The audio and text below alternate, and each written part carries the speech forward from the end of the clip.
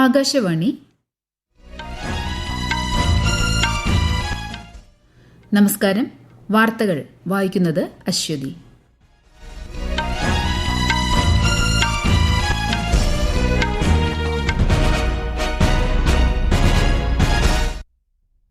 പ്രധാന വാർത്തകൾ.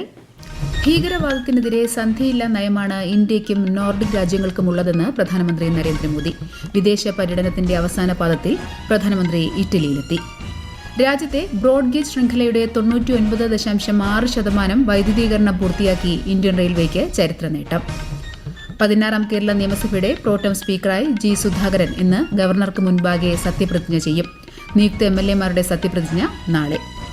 പശ്ചിമബംഗാളിലെ ഫാൾട്ട നിയമസഭാ മണ്ഡലത്തിൽ റീപോളിംഗ് നാളെ. വോട്ടെണ്ണൽ ഈ മാസം 24-ന്. കേരളത്തിൽ ഇടിമിന്നലോട് കൂടിയ ശക്തമായ മഴയ്ക്കും കാറ്റിനും സാധ്യത. 4 ജില്ലകളിൽ ഇന്ന് മഞ്ഞ ജാഗ്രത. കേരളം, കർണാടക, ലക്ഷദ്വീപ് തീരങ്ങളിൽ മത്സ്യബന്ധനത്തിന് വിലക്ക്. IPL ക്രിക്കറ്റിൽ ലക്നൌ സൂപ്പർ ജയൻസിനെതിരെ രാജസ്ഥാൻ റോയൽസിന് 7 വിക്കറ്റ് ജയം. വാർത്തകൾ വിശദമായി. ഭീകരവാദത്തിനെതിരെ സന്ധിയില്ലാ നയമാണ് ഇന്ത്യയ്ക്കും നോർഡിക് രാജ്യങ്ങൾക്കും ഉള്ളതെന്ന് പ്രധാനമന്ത്രി നരേന്ദ്രമോദി. ആഗോളതലത്തിൽ പ്രതിസന്ധി നിലനിൽക്കുന്ന ഈ സാഹചര്യത്തിൽ ഇന്ത്യയും നോർഡിക് രാജ്യങ്ങളും ഒറ്റക്കെട്ടായി നേരിടാൻ പ്രയത്നിക്കുന്നതായും അദ്ദേഹം പറഞ്ഞു. ഓസ്ലോയിൽ നടന്ന 3ാമത് ഇന്ത്യ നോർഡിക് ഉച്ചകോടിക്ക് ശേഷമുള്ള സംയുക്ത വാർത്താ സമ്മേളനത്തിലാണ് അദ്ദേഹം ഇക്കാര്യം വ്യക്തമാക്കിയത്. वैश्विक तनाव और संघर्ष के इस दौर में भारत और नॉर्डिक देश साथ मिलकर एक रूल्स बेस्ड ग्लोबल ऑर्डर को बल देते रहेंगे. और यूक्रेन हो या वेस्ट एशिया, हम संघर्ष की शीघ्र समाप्ति और शांति के प्रयासों का समर्थन करते रहेंगे. हम इस बात पर सहमत है कि मल्टीलेटरल इंस्टीट्यूशंस का रिफॉर्म आवश्यक भी है और अर्जेंट भी है. और टेररिज्म पर भी हमारा क्लियर और यूनाइटेड स्टैंड है. No compromise, no double standard. പ്രധാനമന്ത്രി നരേന്ദ്രമോദിക്കൊപ്പം Norway, Denmark, Finland, Iceland, Sweden പ്രധാനമന്ത്രിമാരും ഉച്ചകോടിയിൽ പങ്കെടുത്തു.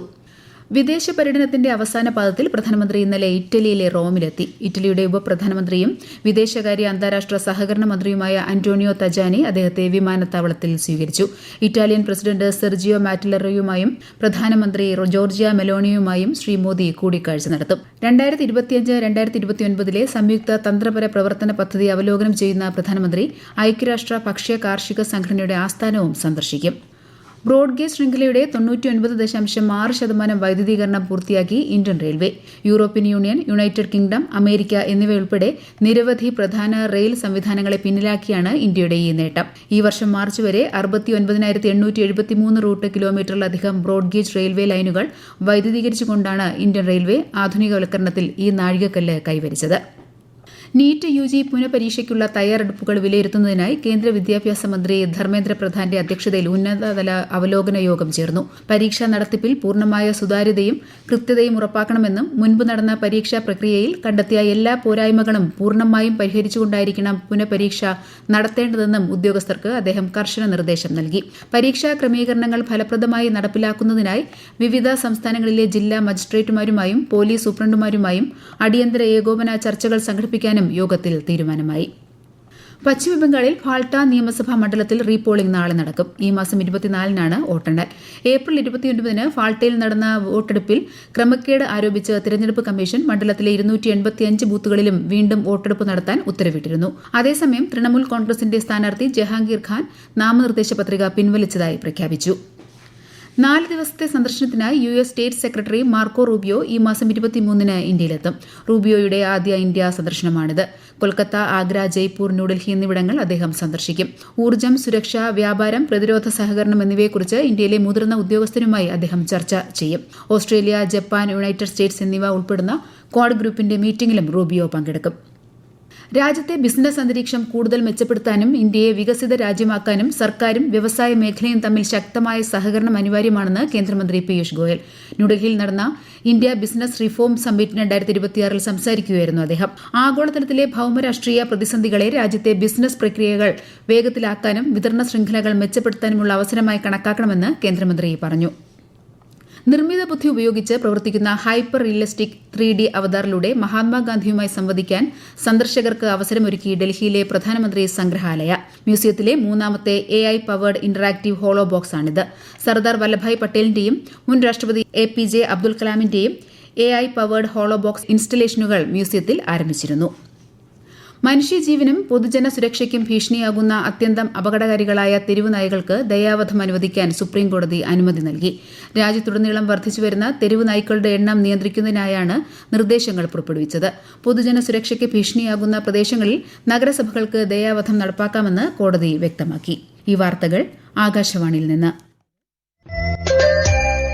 ആകാശവാണി വാർത്തകളും വാർത്താധിഷ്ഠിത പരിപാടികളും all India radio news Thiruvananthapuram YouTube ചാനലിലും all India radio news Thiruvananthapuram Facebook പേജിലും AR News_ തിരുവനന്തപുരം ഇൻസ്റ്റഗ്രാം അക്കൌണ്ടിലും AR News_TVM X ഹാൻഡിലും ലഭ്യമാണ്. 16ാം കേരള നിയമസഭയുടെ പ്രോട്ടം സ്പീക്കറായി അമ്പലപ്പുഴയിൽ നിന്നുള്ള MLA G. സുധാകരൻ ഇന്ന് സത്യപ്രതിജ്ഞ ചെയ്യും. രാവിലെ 9:30 ഗവർണർക്ക് മുൻപാകെയാണ് സത്യപ്രതിജ്ഞ. നിയുക്ത MLA-മാരുടെ സത്യപ്രതിജ്ഞ നാളെ നിയമസഭയിൽ നടക്കും. അതേസമയം മന്ത്രിമാരുടെ വകുപ്പ് വിഭജനത്തിൽ എത്രയും വേഗം സമവായമുണ്ടാക്കി വിജ്ഞാപനം പുറത്തിറക്കാനുള്ള നടപടികൾ പുരോഗമിക്കുകയാണ്. വിശദാംശങ്ങളിലേക്ക്.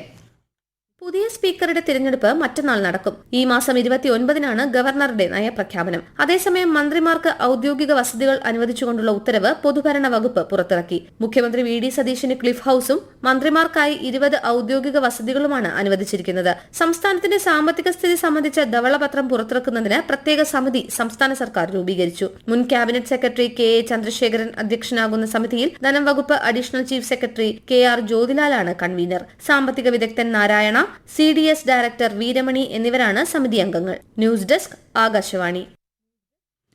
സ്റ്റുഡന്റ് പോലീസ് കേഡറ്റുകളുടെ സംസ്ഥാനതല വാർഷിക സഹവാസ ക്യാമ്പ് ഐക്യ 2026 വൈകിട്ട് തിരുവനന്തപുരത്ത് തുടക്കമാകും. ഗവർണർ രാജേന്ദ്ര വിശ്വനാഥ് ആർലേക്കർ ഉദ്ഘാടനം ചെയ്യും. IPL ക്രിക്കറ്റിൽ ലക്നൌ സൂപ്പർ ജയൻസിനെതിരെ രാജസ്ഥാൻ റോയൽസിന് ജയം. ഇന്നലെ ജയ്പൂരിൽ നടന്ന മത്സരത്തിൽ 7 വിക്കറ്റിനാണ് ലക്നൌ പരാജയപ്പെട്ടത്. 221 റൺസ് വിജയലക്ഷ്യവുമായി ബാറ്റിംഗിനിറങ്ങിയ രാജസ്ഥാൻ റോയൽസ് 7 വിക്കറ്റുകൾ ബാക്കി നിൽക്കെ ലക്ഷ്യം മറികടന്നു. ഇന്ന് കൊൽക്കത്ത നൈറ്റ് റൈഡേഴ്സ് മുംബൈ ഇന്ത്യൻസിനെ നേരിടും. രാത്രി 7:30 കൊൽക്കത്തയിലാണ് മത്സരം. കേരളത്തിൽ ഇടിമിന്നലോട് കൂടിയ ശക്തമായ മഴയ്ക്കും കാറ്റിനും സാധ്യത. ആലപ്പുഴ, എറണാകുളം, തൃശൂർ, മലപ്പുറം എന്നീ ജില്ലകളിൽ ഇന്നും നാളെ 7 ജില്ലകളിലും മഞ്ഞ ജാഗ്രത നൽകിയിട്ടുണ്ട്. കേരളം, കർണാടക, ലക്ഷദ്വീപ് തീരങ്ങളിൽ ഇന്ന് മത്സ്യബന്ധനത്തിന് വിലക്കേർപ്പെടുത്തി. കാലവർഷം കേരളത്തിൽ ഈ മാസം 26 എത്താനാണ് സാധ്യത. പ്രധാനമന്ത്രി നരേന്ദ്രമോദി ജനങ്ങളുമായി ആശയങ്ങൾ പങ്കുവയ്ക്കുന്ന പ്രതിമാസ റേഡിയോ പ്രഭാഷണ പരിപാടി മൻ കി ബാത്ത് ഈ മാസം 31 പരിപാടിയുടെ 134ാം പതിപ്പാണിത്. പരിപാടിയിലേക്കുള്ള ആശയങ്ങളും അഭിപ്രായങ്ങളും 1800117800 എന്ന ടോൾ ഫ്രീ നമ്പറിലൂടെയോ നമോ ആപ്പിലൂടെയോ MyGOV ഓപ്പൺ ഫോറത്തിലൂടെയോ സമർപ്പിക്കാം. നിർദ്ദേശങ്ങൾ ഈ മാസം 29 വരെ സ്വീകരിക്കും. പശ്ചിമബംഗാൾ സർക്കാരിന്റെ കീഴിലുള്ള സർവീസുകളിലും തസ്തികകളിലും സംവരണത്തിനായി 66 OBC വിഭാഗങ്ങളുടെ പട്ടിക പ്രസിദ്ധീകരിച്ചു. കൽക്കട്ട ഹൈക്കോടതി ഉത്തരവിനെ തുടർന്നാണ് നടപടി. നേരത്തെയുണ്ടായിരുന്ന OBC Aയ്ക്കുള്ള 10% സംവരണവും OBC Bയ്ക്കുള്ള 7% സംവരണവും റദ്ദാക്കുകയും ചെയ്തു. ഇന്ത്യൻ ഭരണഘടനയുടെ അനുച്ഛേദം 16(4) പ്രകാരം സംസ്ഥാന പട്ടികയിൽ 2010 മുമ്പ് ഉൾപ്പെടുത്തിയിരുന്ന OBC പട്ടിക അതേപടി നിലനിൽക്കും. DGCAയുടെ ഉദ്യോഗസ്ഥരുടെ സാന്നിധ്യത്തിൽ എയർ ഇന്ത്യ ബോയിംഗ് 7878 വിമാനത്തിന്റെ ഇന്ധന നിയന്ത്രണ സ്വിച്ചുകൾ പരിശോധിക്കാൻ director general of civil aviation നിർദ്ദേശിച്ചു. ഫെബ്രുവരി 2-നാണ് എയർ ഇന്ത്യ ബോയിംഗ് 7878 വിമാനം അവസാന സർവീസ് നടത്തിയത്.